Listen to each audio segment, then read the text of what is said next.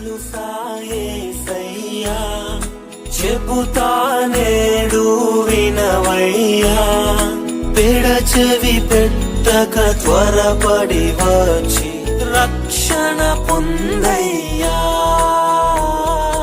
రక్షణ పొందయ్యా.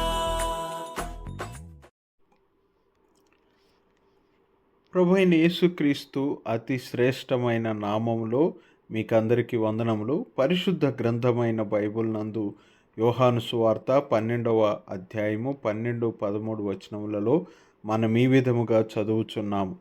మరునాడు ఆ పండుగకు వచ్చిన బహుజన సమూహము యేసు యెరూషలేమునకు వచ్చుచున్నాడని విని ఖర్జూరపు మట్టలు పట్టుకొని ఆయనను ఎదుర్కొనబోయి, జయము, ప్రభువు పేరట వచ్చుచున్న ఇశ్రాయేలు రాజు స్తుతింపబడుగాక అని కేకలు వేసిరి. ప్రజలు యేసు యెరూషలేమునకు వచ్చుట చూసినప్పుడు వారు గుమికూడి ఖర్జూరపు మట్టలు తీసుకొని హోసన్నా హోసన్నా అని కేకలు వేయుచు ఆయనను స్వాగతించారు. హోసన్నా అను పదమునకు అర్థము విడిపించబడుటకు వేయబడు కేక, విడుదల పొందుట లేక రక్షణ పొందుట. కొద్ది దినముల క్రిందటే ప్రభువైన యేసు మరణించిన లాజరును తిరిగి జీవింపజేసి సమాధిలో నుండి బయటకు పిలిచాడు. ప్రభువు చేసిన ఆశ్చర్య కార్యమును బట్టి ఆయన కీర్తి వేర్వేరు ప్రాంతముల నుండి వచ్చిన యూదులలో బహుగా వ్యాప్తి చెందినది. దీనిని బట్టి వారు రోమా ప్రభుత్వ పాలన నుండి విముక్తి పొందాలని హోసన్నా హోసన్నా అని కేకలు వేయుచుండిరి.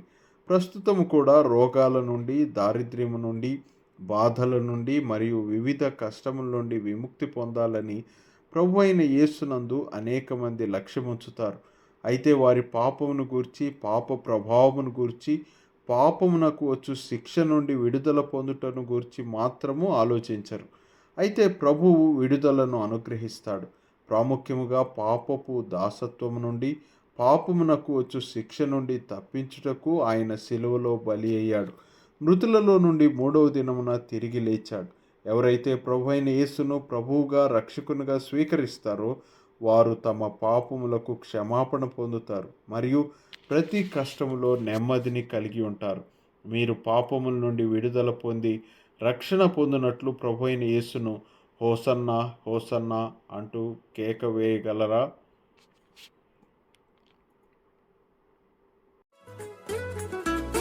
దేవాది దేవుడు యేసయ్యా, మానవ జన్మతో వచ్చాడయ్యా.